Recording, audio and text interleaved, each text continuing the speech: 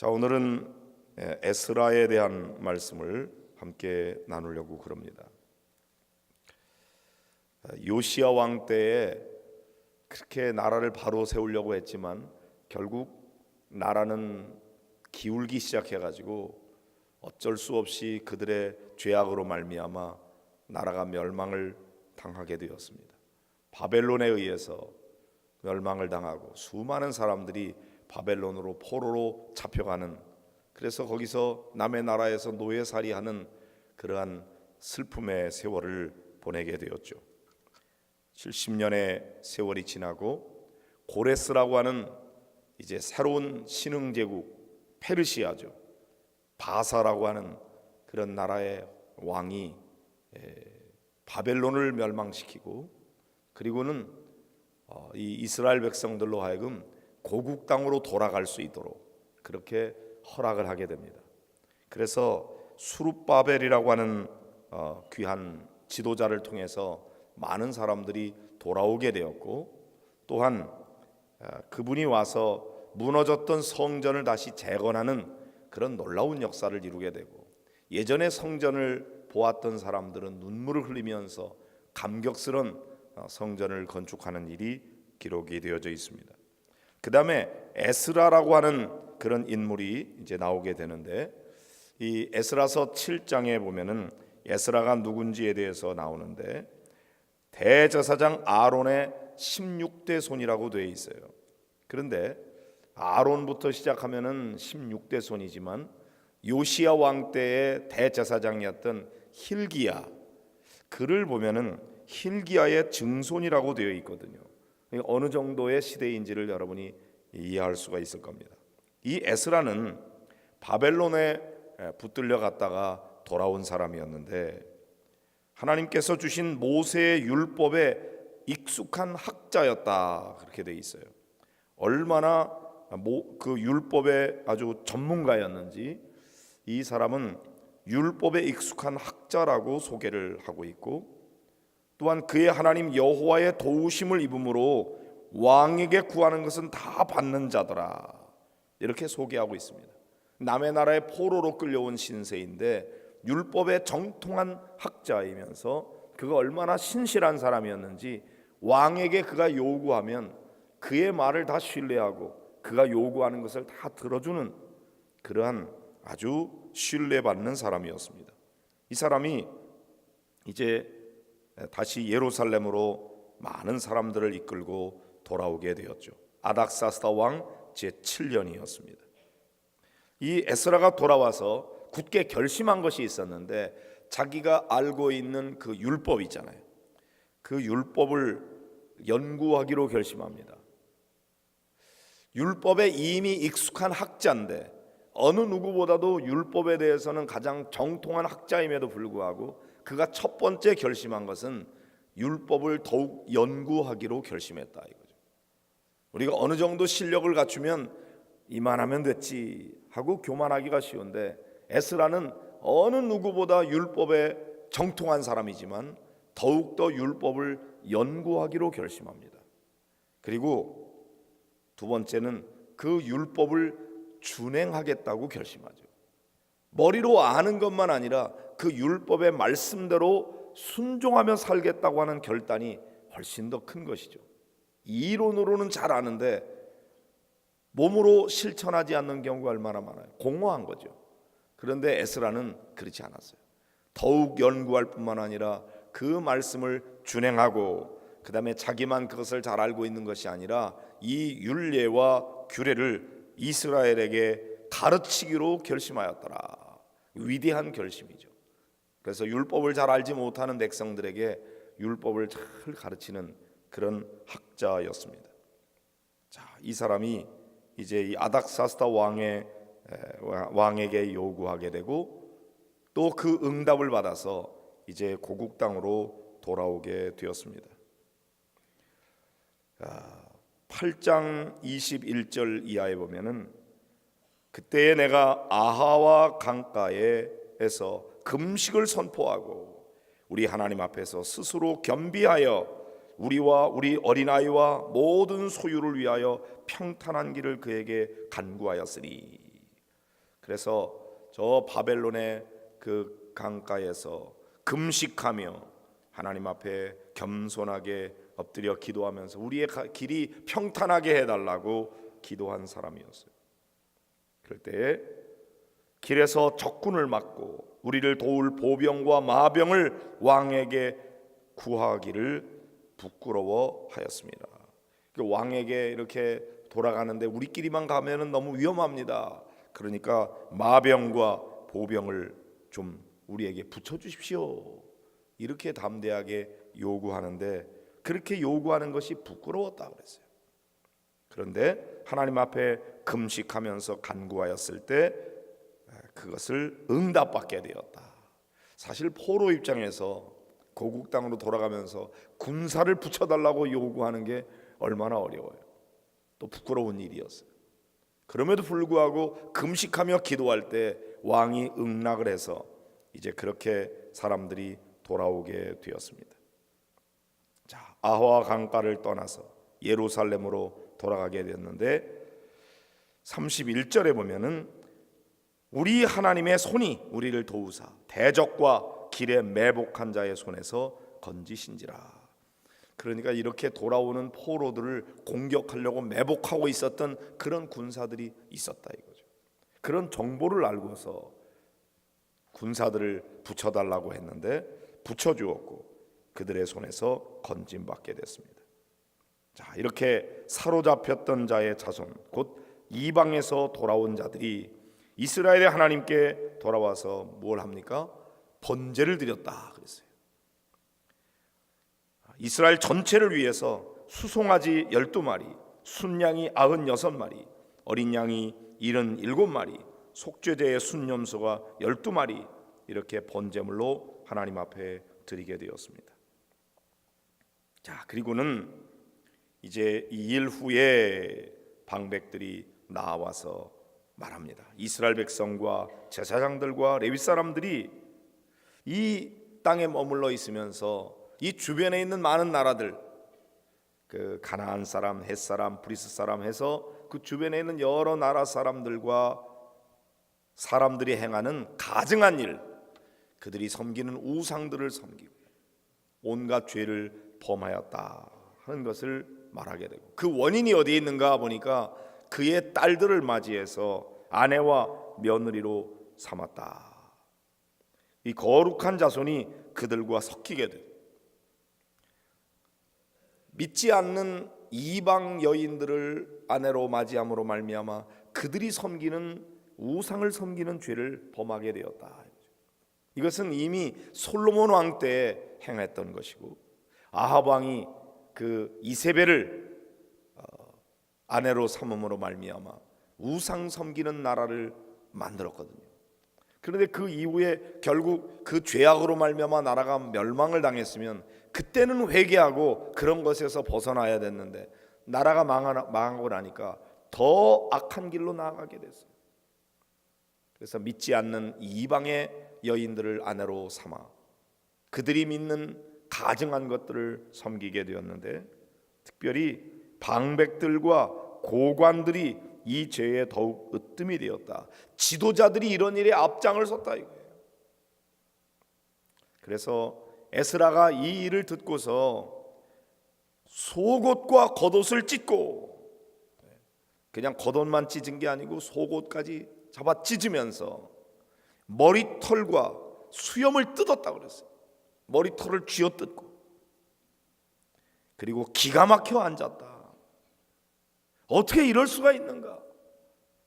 이 백성들이 회개하고 있어도 부족한데 지금 이 에스라를 비롯한 많은 사람들은 남의 나라에 포로로 끌려갔다가 돌아왔거든요.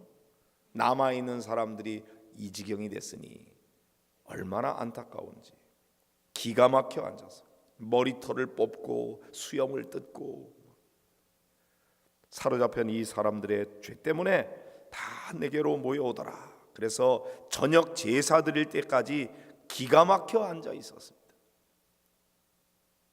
이런 심정이 중요한 거죠. 에스라가 가졌던 이런 마음을 가졌더라면 그 사람들이 그러하지 않았을 텐데.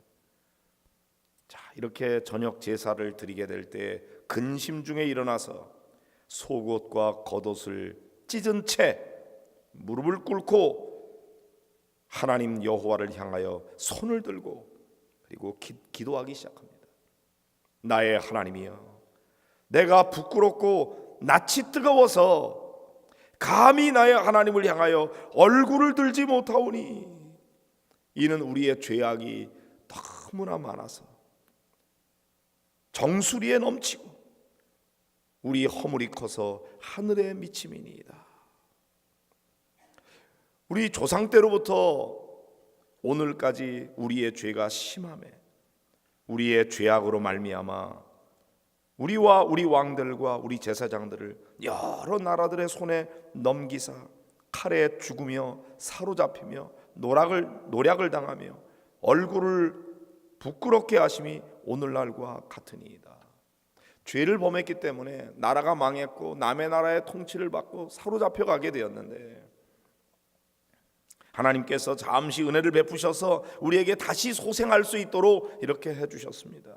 우리가 비록 노예가 됐지만 종살이하는 중에 하나님께서 버려두지 아니하시고 바사 왕들 앞에서 우리를 불쌍히 여김을 받고서 소생하여 돌아와서 하나님의 성전도 짓게 해주셨고 그리고 유다와 예루살렘에서 우리에게 울타리를 주셨나이다. 그런데 이런 은혜를 베풀어 주셨는데도 불구하고 우리가 깨닫지 못하고 우리 주의 계명을 저버렸사오니 이제 무슨 말씀을 하오리까? 전에 주께서 주의 종 선지자들에게 말씀하시기를 너희가 가서 얻으려 하는 땅은 더러운 땅이니 이는 이방 백성들이 더럽고 가증한 일을 행하여 이 끝에서 저 끝까지 그 더러움으로 채웠습니다.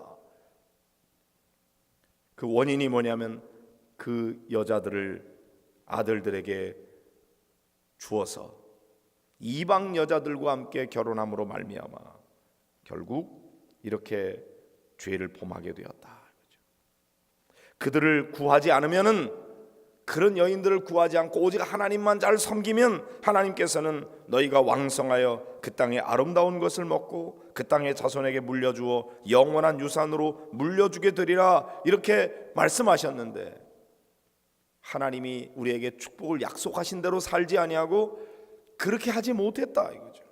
오히려 악한 행실 큰 죄로 말미암아 이 모든 일을 당하였사오나 우리의 죄악보다 형벌을 가볍게 하시고 이만큼 백성을 남겨주셨사오니 사실은 나라가 망하고 남의 나라에 포로로 끌려가서 70년이나 살다가 돌아오게 됐을 때 오히려 하나님 우리가 뭔 그런 죄를 많이 저질렀다고 이러실 수가 있습니까 하고 원망할 만도 한데 오히려 에스라는 아닙니다. 우리가 저지른 죄에 비해서 하나님께서 우리에게 내린 형벌이 너무나 가볍습니다.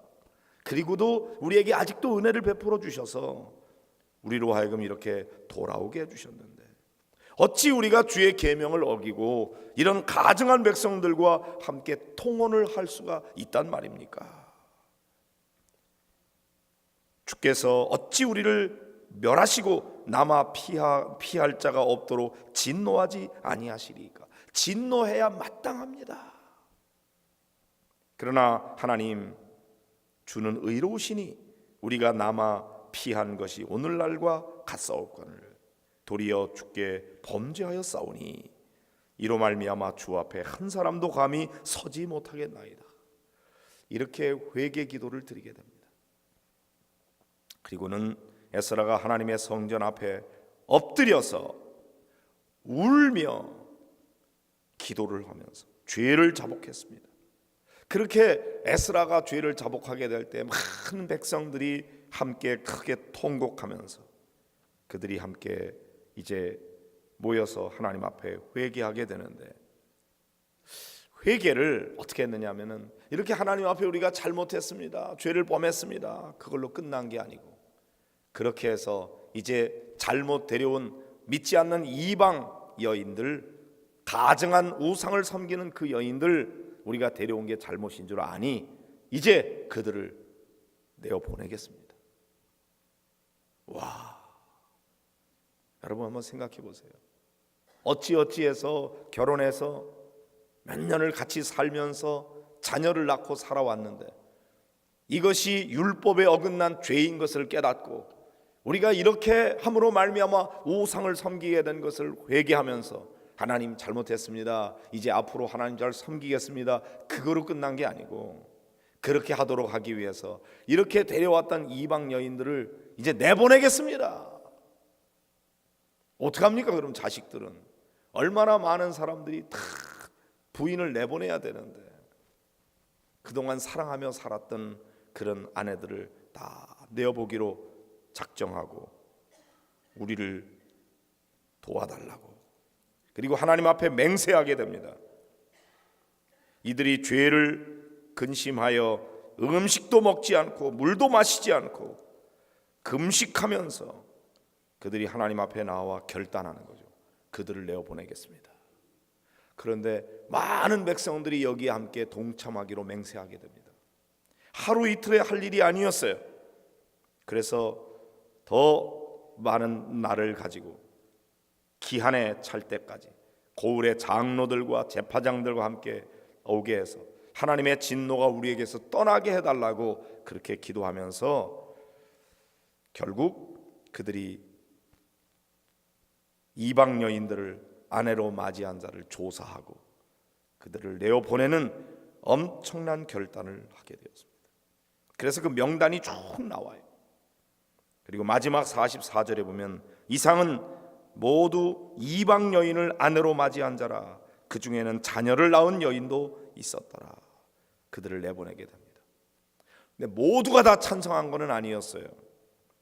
여기 10장 15절에 보면 오직 아살의 아들 요나단과 다과의 아들 야스야가 일어나 그 일을 반대하고 무술람과 레위 사람 삽부대가 그들을 돕더라. 반대하는 사람들도 있었어요. 그렇지만 대부분의 사람들이 여기에 동참하고 회개하고 난 다음에 결단해서 그 아내들을 내어보내는 엄청난 결단과 실행이 뒤따랐다는 거죠. 와, 이런 엄청난 일을 에스라 시대에 했던 겁니다. 사랑하는 성도 여러분, 우리가 하나님 앞에 회개하며 기도하는 일 참 귀한데 진정으로 죄를 깨닫고 회개했으면 그 죄를 끊어버리고 돌이켜야 되는 것입니다. 에스라는 그렇게 했던 거죠. 오늘 우리가 마음으로 뉘우치는 회개로 끝나는 경우가 많아요. 그리고 많은 경우에 마음으로 뉘우치는 것도 힘들어요. 뭐 나만 가지고 그래, 뭐 그까짓 거 가지고 그래. 그래서 내 죄를 굉장히 별것 아닌 것처럼 생각하고 변명하면서 핑계대면서 책임을 전가하면서 회개하지 않으려고 그러거든요. 그러나 진정한 회개는 죄를 뉘우칠 뿐만 아니라 가슴으로 통곡하며 뉘우칠 뿐만 아니라 결단하고 끊어버리고 돌이키는 이런 실행에 옮기는 일이야말로 정말 대단한 회개죠. 그래서 회개는 전인격적으로 해야 됩니다. 먼저 머리로 깨달아야 되고 가슴으로 뉘우쳐야 되고 의지적으로 결단하고 돌이켜야 되는 것입니다. 이런 회개가 에스라 시대에 있었던 거죠. 에스라의 회개 기도를 오늘 묵상하면서 하나님, 내 죄를 깨닫게 해주십시오. 그리고 그 죄를 뉘우치게 하시고 돌이킬 수 있도록 도와주십시오. 그리고 기도하는 여러분들이 되시기를 바랍니다.